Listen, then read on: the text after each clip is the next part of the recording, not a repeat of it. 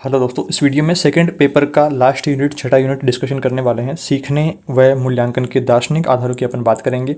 इस यूनिट में देखिए आपको सीखने के तौर पर बातें होंगी और ये लास्ट यूनिट है तो यहाँ पर मूल्यांकन के कुछ बिंदु भी रहेंगे कि सेकंड पेपर का मूल्यांकन किस प्रकार से होगा। सारे जो बिंदु अपन ने डिस्कशन करे हैं अभी तक के, तो उनमें मूल्यांकन की प्रक्रिया रहेगी। सतत और व्यापक मूल्यांकन के बारे में डिस्कशन रहेगा जो कि रीट के लिए एक महत्वपूर्ण टॉपिक रहता है, तो उस बारे में भी आपके डाउट्स को दूर करेंगे और हर एक बिंदु के बारे में डिटेल में डिस्कशन करेंगे जो आपकी एग्जाम के लिए महत्वपूर्ण है। तो वीडियो को पूरा देखना है। चैनल पर नए हैं तो ऐसे ही इंपॉर्टेंट वीडियोस के लिए सब्सक्राइब जरूर करें।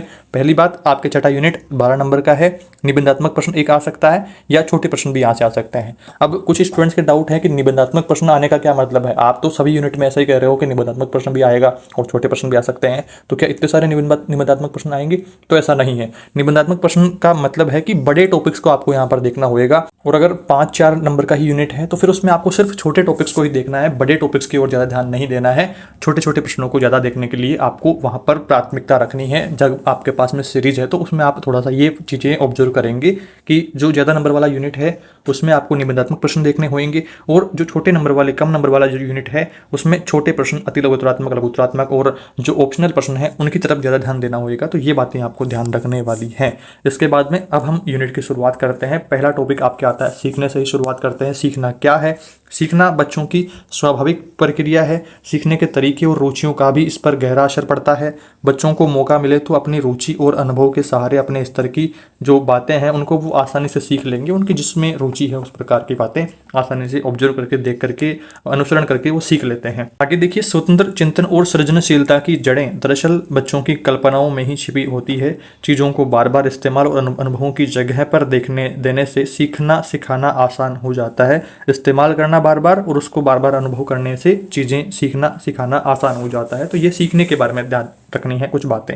इसके बाद में सीखने के उद्देश्यों के अगर प्रश्न आए तो इसमें पहला उद्देश्य देखिए, सीखने के अर्थ के दार्शनिक आधार की समझ बनाना, सीखने के विभिन्न तरीकों पर चर्चा करना। दूसरा उद्देश्य, मूल्यांकन के साथ में आकलन और मापन को एक समझा जाता है। क्या इनमें कोई अंतर है? इसके ऊपर, इस अवधारणा पर अपनी समझ बना लेना कि आकलन और मापन एक है या अलग अलग है, तो वो सारी चीज़ें सीखने के उद्देश्यों के अंतर्गत आएगी। इसके बाद में सीखने के तरीकों की अपन बात करते हैं तो पहला सीखना होता है रट करके सीखना किसी भी टॉपिक को, किसी भी पाठ्यक्रम को। हमारे स्कूलों में अक्सर कक्षाओं में रटने के द्वारा बच्चों को पाठ पढ़ाया जाता है। इस तरीके में सीखना मूलतः तत्वों को याद करना और पूछे जाने पर उनको हूबहू बताना है। इस तरह से पढ़ाने को एक दक्षिणी अमेरिकी शिक्षाविद पाउलो फ्रेरे ने बैंकिंग नाम दिया है, बैंकिंग का नाम दिया है। इस तरह से सीखने में याददाश्त बहुत बड़ी भूमिका निभाती है। जिनका आईक्यू लेवल ज़्यादा रहेगा तो वो आसानी से सीख पाएंगे, रट पाएंगे। जिनका आईक्यू लेवल कमज़ोर है मेरी तरह से, तो वो फिर नहीं सीख पाएंगे या उनको टाइम लगेगा चीज़ों को सीखने के लिए। तो वो बातें हैं। माना गया है कि वे विद्यार्थी अच्छे होते हैं जिनकी याददाश्त भी अच्छी होती है। तो रटने का एक तरीका हो सकता है किसी पाठ्यक्रम को या किसी टॉपिक को सीखने के लिए। दूसरा तरीका है सीखना निर्देशों की एक श्रृंखला के तौर पर। इसमें बच्चों को निर्देशों की एक श्रृंखला को याद करके पालन करना होता है। इसमें माना जाता है कि सीखना टुकड़ों में होता है, तो टुकड़ों में अगर सिखाएंगे तो अच्छे से सीख पाएगा। ये दूसरा तरीका है, अर्थात थोड़ा थोड़ा करके। इसमें सभी बच्चे एक तरीके से सीखते हैं परंतु अपनी अपनी गति से। अब जिनका आईक्यू लेवल ज़्यादा है तो वो ज़्यादा जल्दी सीख पाएंगे और जिनका आईक्यू लेवल कमज़ोर है, कम है, तो वो धीरे धीरे सीख पाएंगे। तो सब अपनी अपनी गति से सीखेंगे। इस तरीके के द्वारा सीखने को अभिक्रमित अधिगम कहा जाता है। तो अभिक्रमित अधिगम के बारे में भी आपको ध्यान रखना है कि टुकड़ों में सीखना होता है, धीरे धीरे करके सीखना होता है और थोड़ा थोड़ा करके। तो ये बातें हो गई। तीसरा तरीका आ गया सीखना समझ का निर्माण। इस तरीके में सीखने वाला सीखने की प्रक्रिया में सबसे सक्रिय हिस्सा है। इसके अनुसार बच्चे अपने आसपास की दुनिया और लोगों के संपर्क के आधार पर अपनी समझ बनाते हैं। बच्चे सक्रिय होकर के सोचने, चर्चा, अवलोकन, अनुमान, निष्कर्ष आदि निकालते हुए अपनी समझ विकसित करते हैं। तो ये तीसरा तरीका हो गया। इस तरह से कुछ बातें ध्यान रखनी है। और अब अपन बात करते हैं मापन क्या होता है। मापन मुख्यतः आंकड़ों को एकत्रित करने से संबंधित रहता है। जैसे किसी कक्षा में इकाई परीक्षा में विद्यार्थियों के अंक, यह एक ऐसी प्रक्रिया में है जिसमें विद्यार्थियों के बाह्य व मानसिक विशेषताओं को मापा जाता है। मापन मूल्यांकन का एक हिस्सा है। तो मूल्यांकन का हिस्सा कौन है? मापन। और मापना क्या है? विद्यार्थियों के अंक वगैरह। मूल्यांकन की अपन बात करते हैं। मूल्यांकन में देखिए, मूल्यांकन शैक्षिक प्रक्रिया का एक अंग है जो छात्रों के व्यवहार का गुणात्मक और मात्रात्मक वर्णन प्रस्तुत करता है। मूल्यांकन उनके बारे में निर्णय लेने में सहायता करता है कि उन्होंने कितना सीख लिया है पाठ्यक्रम या पाठ्य जो भी टॉपिक डिसाइडेड करे गए हैं उनको। छात्रों के व्यक्तित्व के विभिन्न पक्षों का मापन ही मूल्यांकन कहलाता है। मूल्यांकन के द्वारा सीखने सिखाने की प्रक्रिया में निम्न क्रियाएं होती हैं, जैसे उद्देश्य, अधिगम, अनुभव, विद्यार्थियों की जांच। तो ये सब काम मूल्यांकन के अंतर्गत आते हैं, तो इस तरह से ध्यान रखना है। अब हम बात करते हैं आकलन को लेकर के। आकलन सीखने की प्रक्रिया का एक हिस्सा है जो अध्यापक को यह समझने में मदद करता है कि उसका शिक्षण कैसा होना चाहिए। आकलन गुणात्मक सुधार की प्रक्रिया का अभिन्न अंग है, गुणात्मक सुधार उसमें होएगा।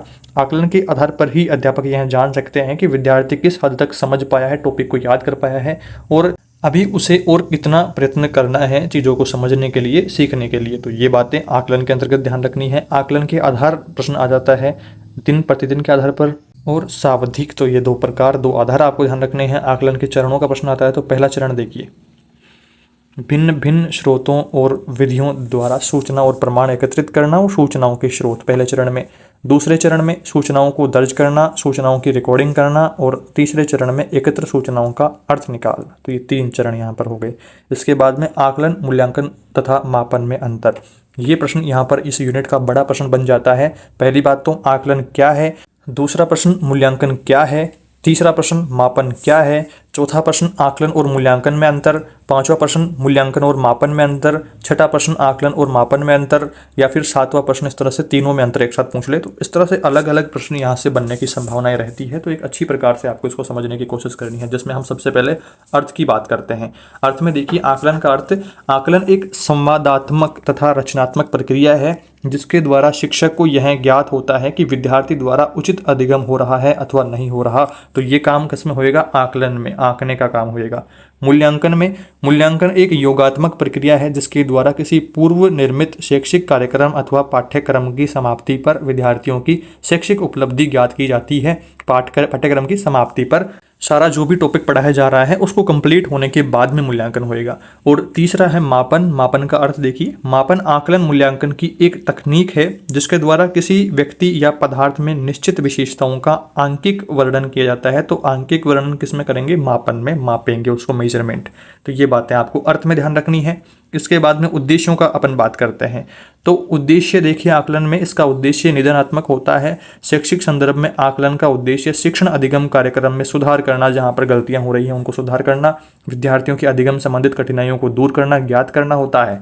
और मूल्यांकन में इसका उद्देश्य क्या रहता है, मूल्य निर्धारण करना इसका उद्देश्य रहता है। शैक्षिक संदर्भ में मूल्यांकन का उद्देश्य निर्धारित पाठ्यक्रम की समाप्ति पर छात्रों की उपलब्धि को ग्रेड अथवा अंक के माध्यम से प्रदर्शित करना।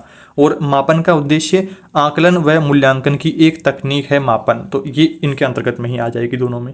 इसके बाद में अवधि की अपन बात करते हैं कि कब कब कहाँ का रहता है। तो आकलन एक संपूर्ण अकादमिक अवधि के दौरान निरंतर चलने वाली प्रक्रिया है, ओवरऑल चलता रहता है, सतत चलती रहती है। मूल्यांकन पाठ्यक्रम की समाप्ति पर होने वाली प्रक्रिया है। मूल्यांकन कब होएगा, जब आपका पाठ्यक्रम पूरा हो जाएगा, जब आप जो टॉपिक पढ़ा रहे हैं वो कंप्लीट हो जाएगा उसके बाद में। और मापन में यह कभी कभी चलने वाली प्रणाली है। तो ये तीनों आपको अवधि के बारे में ध्यान रखनी है बातें। और अब बात करते हैं शिक्षण शास्त्र के बारे में। तो आकलन में देखिए, शिक्षण शास्त्र का हिस्सा है जो पढ़ने पढ़ाने के साथ साथ चलता है। मूल्यांकन में यह पढ़ने पढ़ाने के अंत में उपलब्धियों के वर्गीकरण के लिए किया जाता है। और मापन में मुख्य तौर पर व्यक्तित्व के विभिन्न पहलुओं के लिए किया जाता है। तो शिक्षण शास्त्र इस तरह से ध्यान रखना है, और ये आपको अंतर आपको ध्यान रखना है। इसके बाद में अगला टॉपिक आता है मूल्यांकन आकलन में बदलाव के आधार क्या क्या रहे हैं। शिक्षण अधिगम की प्रक्रिया में यह समझा जाता है कि शिक्षक की भूमिका विद्यार्थियों की जानकारी देने की होती है। विद्यार्थी निष्क्रिय रूप से इसे ग्रहण करते हैं। इस तरह के शिक्षण अधिगम की प्रक्रिया में दार्शनिक आधार पर माना जाता है कि ज्ञान का दृष्टिकोण प्रत्यक्षवादी है। इसके विपरीत रचनावादी दर्शन के अनुसार ज्ञान का व्यक्तिगत एवं साथ मिलकर के मनन और सामाजिक अंतःक्रिया के द्वारा निर्माण किया जाता है। कक्षा में मूल्यांकन अनुभवों पर आधारित हो, जो बच्चा सीखे और सीखते समय अनुभव करे। सीखने की प्रक्रिया का मूल्यांकन करें, जिसमें निर्णय प्रत्येक सीखने वाले के स्वभाव और गुणवत्ता को आधार बना करके लिए जाएं। और उपयुक्त बदलाव के पीछे यह विश्वास रहेगा कि बच्चे सीखने की प्रक्रिया में जरूर हिस्सा लेंगे और उसके स्व आकलन अपना खुद का आकलन भी वो करेंगे। तो उस तरह से ये बातें यहाँ पर ध्यान रखनी है। आकलन के तरीकों के बारे में अपन बात करते हैं कि किन किन तरीकों से आकलन होएगा। एक तो स्व आकलन, मतलब बच्चा खुद अपना आकलन करेगा। तो बच्चे के स्वयं के ज्ञान के बारे में सोचने विचारने के लिए प्रेरित करने का अवसर प्राथमिक कक्षाओं में जानबूझकर डालना चाहिए। तभी बच्चे अपने अधिगम का आकलन करने और उस पर चिंतन करने में सक्षम हो पाएंगे कि जो पाठ मुझे दिया गया था उसको मैंने कितना सीख लिया है, कितना सीखना बाकी है और मैं किस लेवल पर स्टैंड करता हूँ, तो वो सारा स्व आकलन में आएगा। स्वयं के सीखने के बारे में इस प्रकार के आकलन अनुभव से बच्चा ज्ञान निर्माण की गहन प्रक्रिया की तरफ बढ़ता है।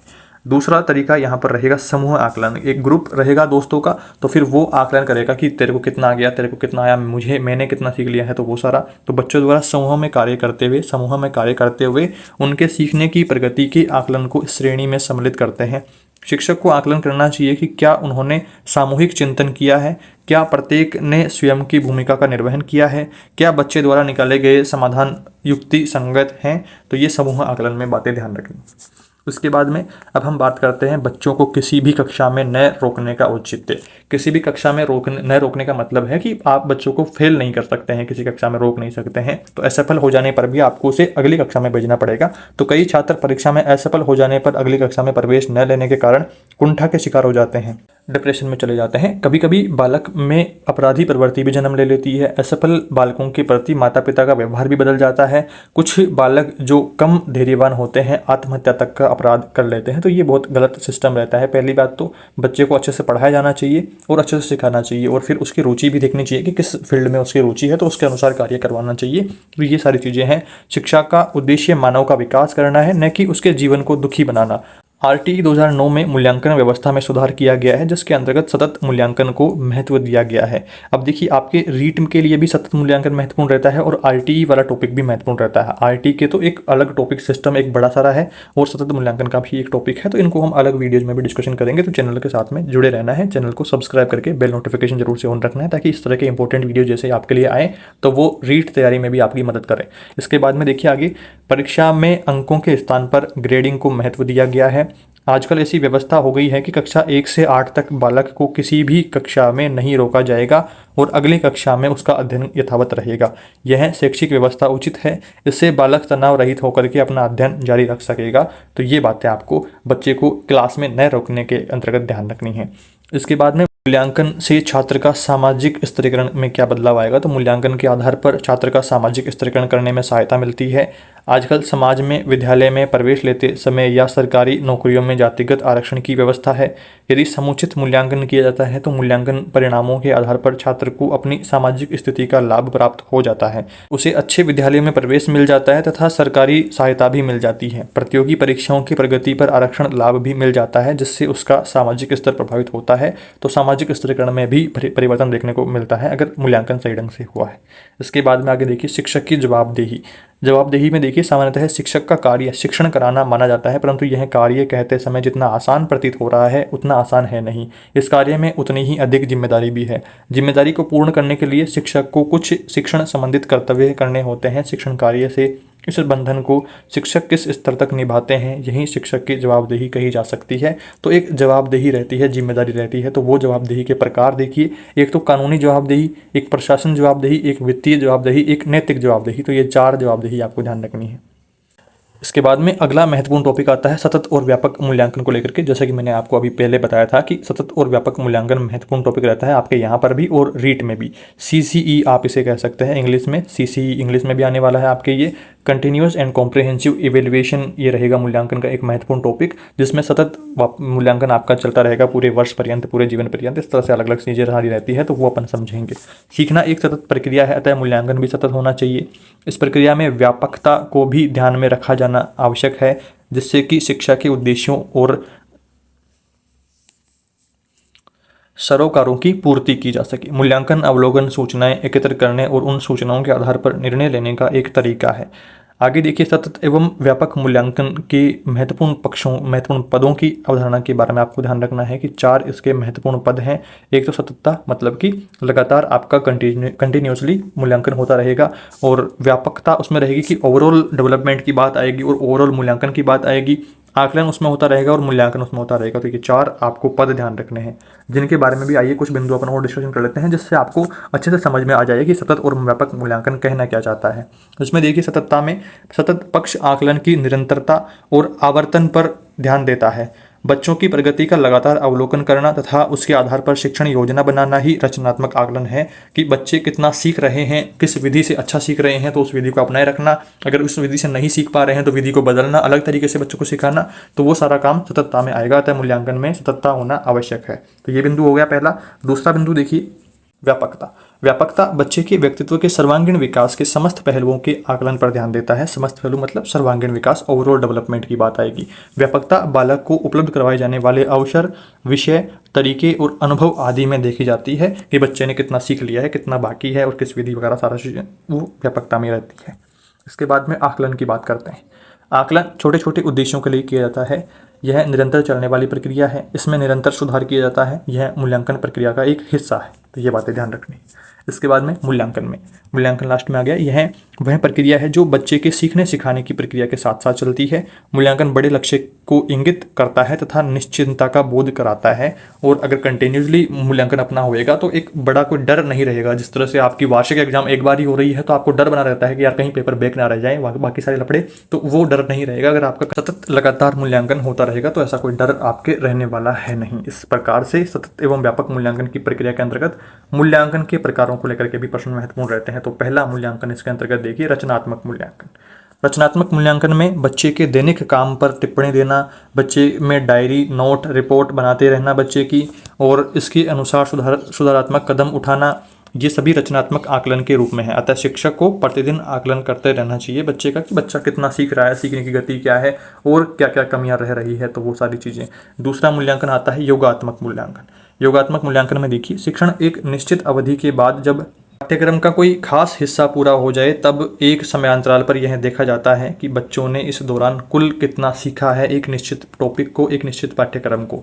यही योगात्मक मूल्यांकन है। इसमें आकलन में अंक अथवा ग्रेड दिए जाते हैं। तो ये योगात्मक आकलन हो गया है। दोनों आकलन आपको ध्यान रखने हैं और सतत एवं व्यापक मूल्यांकन के बारे में बातें ध्यान रखनी है और सीखने के बारे में ध्यान रखनी है। इस तरह से आपने ये यूनिट समझा है। और आगे देखिए सतत एवं व्यापक मूल्यांकन के उद्देश्यों को लेकर बात करते हैं। तो पहला उद्देश्य है विभिन्न विषयों में निश्चित समय उपरांत बच्चों की प्रगति जानना कि बच्चों ने कितना सीख लिया है, उनकी जांच हो जाएगी। दूसरा, बच्चों के व्यवहार में हुए परिवर्तन, कितना व्यवहार में परिवर्तन आया है, कितना सीखा है। तीसरा, बच्चों की व्यक्तिगत और विशेष जरूरतों का पता लगेगा कि एक्चुअल में बच्चे को क्या किस चीज़ की ज़रूरत है, कहाँ पर कमी आ रही है पाठ्यक्रम पूरा करने में या समझने में। चौथा, बच्चे की प्रगति की प्रमाण तय करना। पांचवा, स्वाकलन हेतु प्रोत्साहित करना। छठा, सृजनशीलता को बढ़ावा देना। सातवां, बच्चों में परीक्षा के प्रति व्यापक जो भय है और दबाव है उसको दूर करना। जैसा कि मैंने आपको बताया कि अगर एक ही परीक्षा रहेगी, वार्षिक परीक्षा रहेगी, तो बच्चों में डर बना रहेगा कि कहीं पेपर बैक ना रह जाए या बाकी सारे। और अगर आपका लगातार मूल्यांकन होता रहेगा हर महीने या फिर वीकली आपका टेस्ट वगैरह होते रहेंगे तो ऐसा कोई डर नहीं रहेगा। आपको सारा कुछ पहले से पता रहेगा, सारी प्रोसेस पता रहेगी, तो कोई डर नहीं रहेगा। आप इजीली अपनी एग्जाम्स को हैंडल कर पाएंगे। तो वो सारा सतत एवं व्यापक मूल्यांकन में बातें ध्यान रखनी है। इसके बाद में इसकी उपयोगिता को लेकर के प्रश्न महत्वपूर्ण रहते हैं। तो सतत और व्यापक मूल्यांकन की उपयोगिता बच्चों के लिए क्या है वो देखिए। पहले बात तो इसमें देखिए पहला बिंदु, मूल्यांकन लगातार बच्चों की उनकी प्रगति से अवगत करवाता रहेगा, परिचित कराता रहेगा और सीखने के लिए प्रेरित करता रहेगा कि मैंने आज इतना सीख लिया है, कल मैंने 11 टॉपिक सीख लिए हैं, परसों मैंने 15 टॉपिक सीख लिए हैं, अब मुझे 20 सीखने हैं। तो ऐसे प्रेरित करता रहेगा बच्चों को। बालक की आवश्यकता के अनुरूप विविध उपचारात्मक शिक्षण योजनाएं बनाई जाएंगी कि बच्चे कहाँ पर सीखने में प्रॉब्लम आ रही है, कहाँ पर नहीं सीख पा रहा है, कहाँ पर किस विधि की जरूरत है, तो वो सारी योजना बन पाएगी। तीसरा बिंदु देखिए, बालकों की उपलब्धि पर जो उन्होंने सीख लिया है उसके ऊपर सकारात्मक और अभिमत प्रोत्साहन भी दिया जाएगा। बालकों को अपनी पसंद के क्षेत्र में योग्यता और प्रतिभा का प्रदर्शन करने के लिए अवसर प्रदान किए जाएंगे। पांचवा बिंदु है, बालक स्वयं जान पाएंगे कि उन्हें किस क्षेत्र में, किस विषय में और अधिक सीखने की आवश्यकता है, तो वो सारे काम बालकों के लिए रहेंगे। शिक्षकों के लिए देखिए, शिक्षकों के लिए सतत और व्यापक मूल्यांकन की क्या आवश्यकता है कि प्रत्येक बालक महत्वपूर्ण है, अपने ज्ञान का निर्माण स्वयं करता है। अध्यापक की भूमिका सहयोगकर्ता की है। अध्यापक का काम है बच्चों का सहयोग करना, तो बिना भेदभाव के सभी बालकों को शिक्षा देना अति महत्वपूर्ण है। आकलन मूल्यांकन का स्वरूप भी ऐसा ही होना चाहिए जिससे प्रत्येक बालक की सहज व समान विकास के अवसर मिलें और बालक को किसी प्रकार से ठेस ना पहुंचे, आदि बातें आपको यहाँ पर ध्यान रखनी है कि शिक्षक पहली बात तो सहयोगकर्ता के रूप में होता है। सभी का मूल्यांकन अगर शिक्षक करता रहेगा तो सभी के बारे में पता चलता रहेगा कि कौन किस स्पीड से सीख रहा है, किसने कितना सीख लिया है, किसको किस विधि से आसानी तरीके से समझ में आता है, तो वो अलग अलग तरीके अपना करके बच्चों को सिखा पाएगा। तो इस तरह से सतत मूल्यांकन की आवश्यकता आपको ध्यान रखनी है।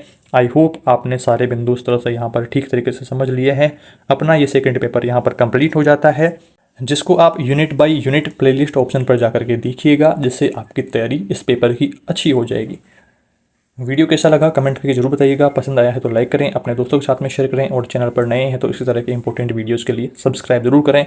और साथ में ही आपको ध्यान रखना है कि जो जो मैं इंपॉर्टेंट टॉपिक बता रहा हूं कि जो रीट में भी महत्वपूर्ण है, तो उनके लिए अपन अलग अलग वीडियोज में डिस्कशन करेंगे, तो कोई दिक्कत समस्या रहेगी नहीं। उन सब के लिए भी चैनल सब्सक्राइब करके रखें, साथ में बेल नोटिफिकेशन ऑन कर लें। और जो स्टूडेंट टेलीग्राम यूज़ करते हैं वो अपना टेलीग्राम चैनल जरूर से ज्वाइन कर लें, जहाँ पर 11,000 से ज़्यादा BSTC BEd स्टूडेंट्स जुड़े हुए हैं। तो वहाँ पर आपको आपके कोर्स से संबंधित अपडेट्स मिलती रहेंगी, साथ में ही शिक्षक भर्ती से जुड़ी अपडेट्स भी मिलती रहेंगी। तो अपना टेलीग्राम चैनल जरूर से ज्वाइन कर लीजिएगा, लिंक नीचे डिस्क्रिप्शन में दिया हुआ है। और साथ में ही जो स्टूडेंट्स इंस्टाग्राम यूज करते हैं तो इंस्टा पे भी अपना पेज बना हुआ है, जहां पर आपको अलग अलग भर्तियों से संबंधित डेली पेपर कटिंग्स प्रोवाइड करवाई जाती है। साथ में ही कोई करंट अफेयर रिलेटेड मुद्दा है तो वो सारी चीज़ें भी वहां पर रहती है, ताकि आपके एग्जाम्स में आपने देखा कि करंट अफेयर जीके वगैरह के प्रश्न आते हैं, तो उनको लेकर के भी आपको डेली डेली क्या क्या चल रहा है मार्केट में, तो वो सारा पता चलता रहे। तो उनकी पेपर कटिंग्स के लिए अपना इंस्टाग्राम पेज भी ज्वाइन कर लेना है, जिसके लिंक सभी नीचे वीडियो के डिस्क्रिप्शन में दिए हुए हैं, तो वहां से आप उनको फॉलो करिएगा। इस वीडियो में दोस्तों इतना ही, जल्दी मिलेंगे अगले पेपर के साथ। Thank you for watching this video.